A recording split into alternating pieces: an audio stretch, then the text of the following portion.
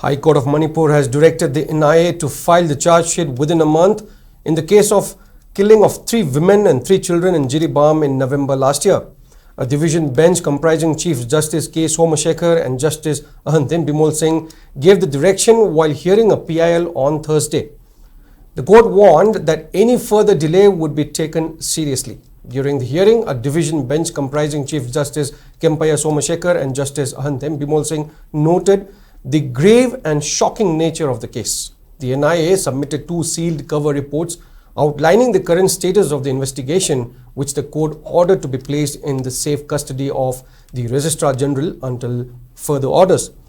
Appearing for the petitioners, Senior Advocate K.H. Tarun Kumar informed the court that the incident occurred on November 11, 2024, when 6 individuals, including 3 children, were reportedly abducted under suspicious circumstances.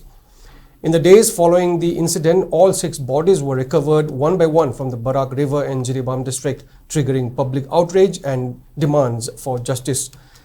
He further highlighted that although an FIR had been registered and the case was later handed over to the NIA, no charge sheet had been filed to date, raising serious questions about the pace and intent of the investigation. Tarun Kumar urged the court to ensure time-bound accountability, citing the trauma faced by the victims' families and continued unrest in the affected community.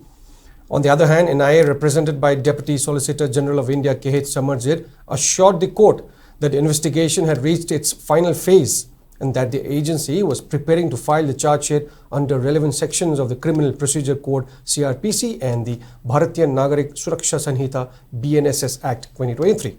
The court listed August 28th for the next hearing.